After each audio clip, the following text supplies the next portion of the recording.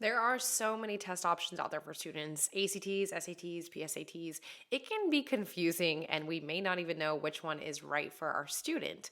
But for those of you that have students that are maybe younger, sophomores or juniors in high school, maybe they have not taken the SAT or ACT yet, the PSAT or the preliminary SAT might be a great way for them to gauge how they'll do and to get a little bit of experience before they actually do the official exams that matter. So in this video, I'm going to share with you some of my favorite tips when it comes to preparing for the PSAT. Now make sure you hit subscribe because every single week we release a new strategy that helps your family work towards a debt-free degree. Hey there, my name is Jocelyn Pearson, founder of the Scholarship System and Debt-Free Degree Lab, where we redefine paying for college to help families build strong financial futures rather than ones where they're paying on student loans for decades to come.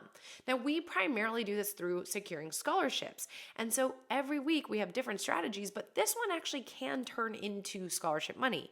The higher the scores, the more money that might be offered. It's not the only avenue, but it can be a great avenue for your student. Now, this is primarily focused for those that are US citizens or residents of the United States. So if you're an international student, that's not our specialty. So just a heads up.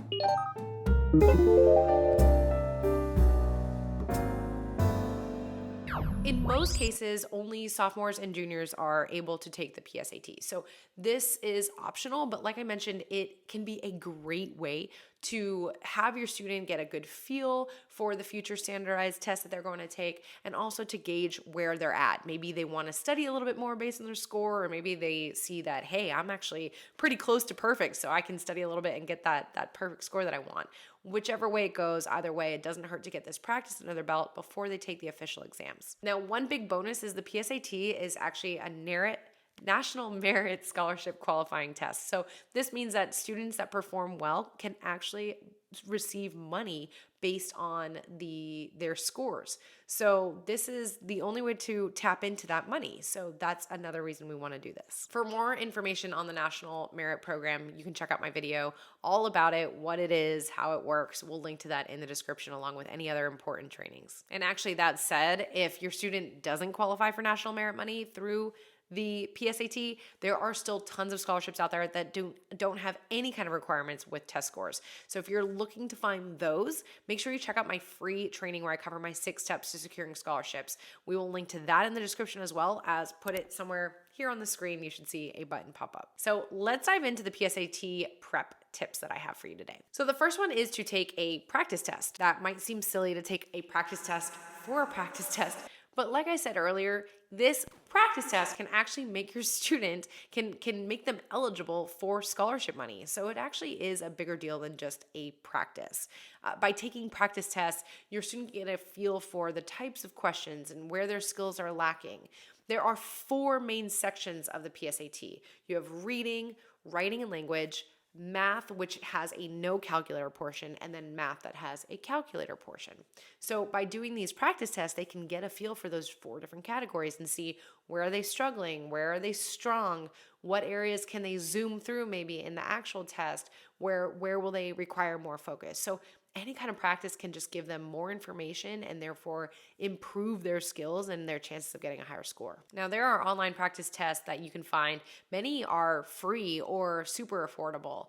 There are shortened versions of the PSATs that your student can really try out, but it is recommended to do at least one that is the full length version of the PSAT or the SAT. And that way they get an experience for the timing of it. They can see how long it took them. It can be a pretty daunting exam. So it is best that the first time that they're experiencing that is not when it counts. Now, my second suggestion with preparing is to study. Once you've identified your students' strengths and weaknesses, take the opportunity to work on those and to figure out what your student doesn't know and where we need to fill the gaps. You'll want to focus on concepts that appear on the test versus, say, ones that might only be in a question or two. So this is where a tutor or a test prep company will be helpful because they know what kind of questions often do come up. In addition to this, your student may want a study buddy, so someone that can hold them accountable, that they can hold accountable as well, but but that will increase the chances of them actually doing this. Now, comment below, has your student taken an online prep course for the PSAT, ACT, SAT? Did they enjoy it? Did they find it helpful? Were there any quick tips that you felt like could really impact their score, but were really easy to remember? If so, share them below. I would love for us to help each other out here. In addition to studying, one specific area that we should practice, that your students should practice, is to learn to read critically, not just skim paragraphs. So a lot of times they'll ask questions about how they understand, how they retain the information, how they were able to comprehend it. So practicing reading for understanding versus just skimming the surface can always improve your student's score. Now, my third suggestion with preparing for the PSAT, as well as the SAT and ACT, is to sleep.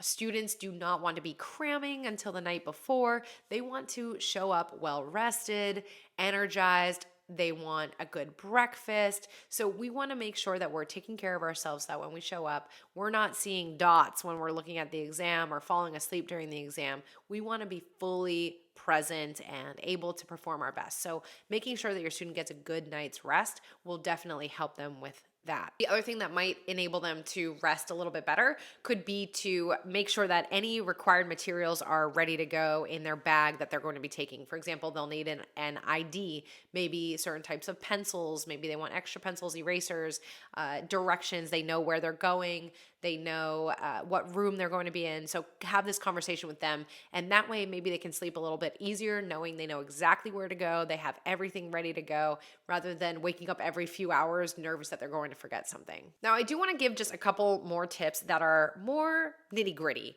And these are actual strategies that I have learned over the years working with ACT, SAT prep experts. One of them is if a student is stuck on a question, tell them to move on.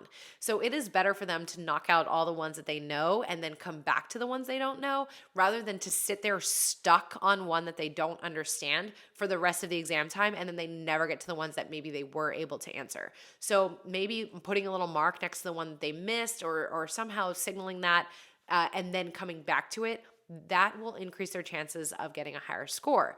Now, if we finish and the timer is almost about to run out and we look back and there are 10 that we didn't answer, the best strategy here that they recommend is to pick one letter, one, if it's A, B, C, or D, to choose one and put that same letter in all of the ones that we didn't get to. So maybe I choose C. I'm going to do C in all of the ones that I skipped, or all of the ones that are remaining if I don't have time to get to them. We do not want to leave them blank because that's a guaranteed zero.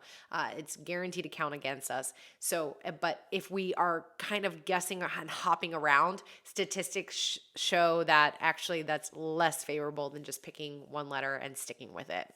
So I hope that these tips are helpful and they give your student a little bit of confidence with the PSAT. Again, this is a great way to prepare for the SAT, ACT, and if your student is studious, if they are a good test taker, if they think that they can get National Merit Scholarship money, then all the more reason to prepare for the preliminary SAT. So by preparing for this, your student can learn valuable study skill sets, they can get more comfortable with the exam, and therefore they can increase their score. A lot of students, just by taking the exams a second time, get a big boost. Why? Because they feel more confident and more prepared just in the structure of the exam. So by doing that ahead of time, by practicing, then our first score can actually be that better score rather than having to take it multiple times.